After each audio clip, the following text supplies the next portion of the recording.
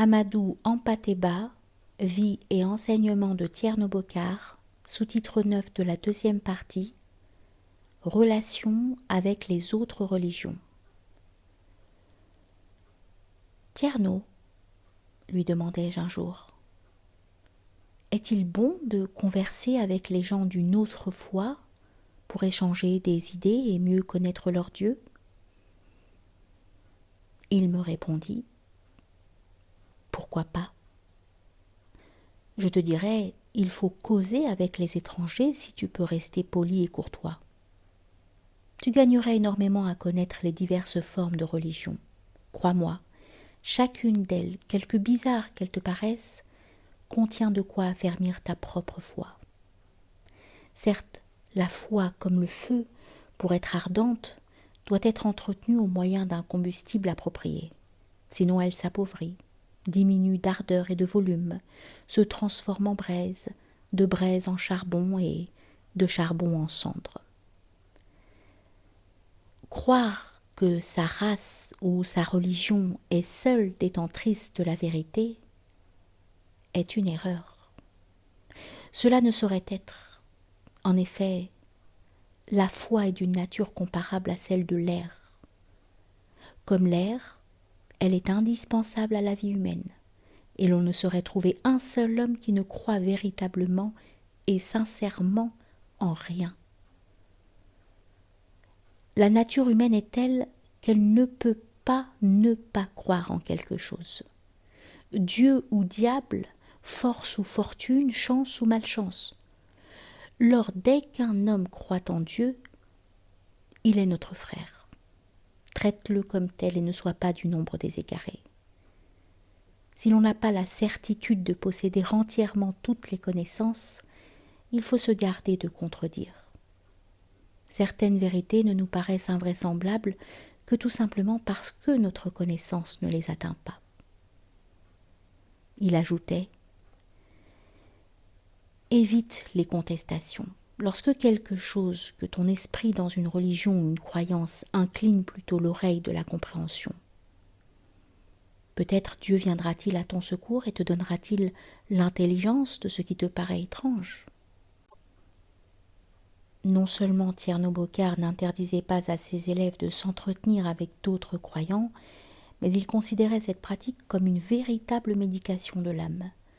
Il demandait aux hommes de frotter leur cervelle et d'emmêler leurs liens de pauvres serfs afin de se mieux comprendre.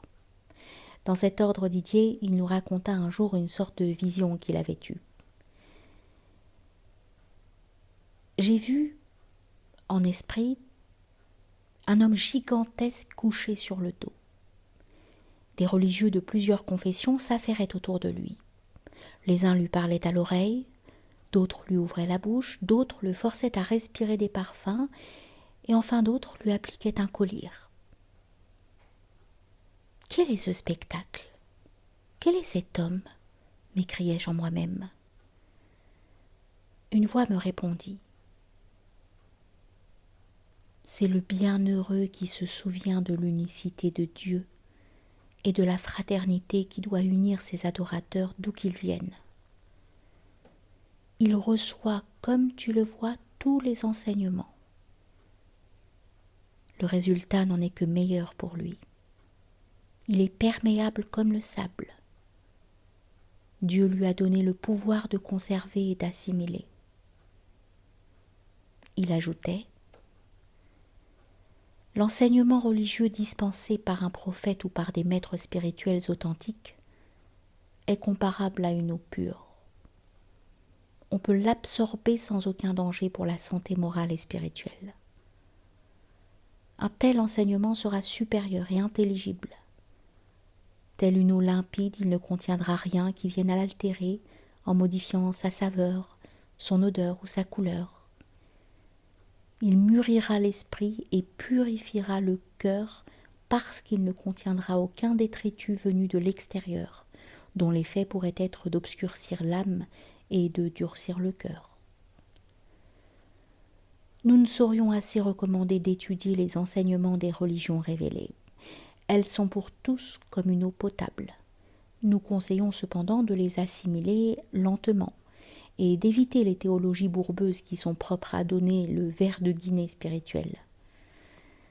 L'adage dit « Quand vous êtes en sueur, n'absorbez pas d'eau froide ». À notre tour, nous recommandons « Quand votre âme est en chaleur mystique, ne lisez pas n'importe quoi ». Et il s'efforçait constamment de nous inculquer l'esprit de tolérance et de nous faire comprendre que seule compte la qualité spirituelle intrinsèque d'un homme.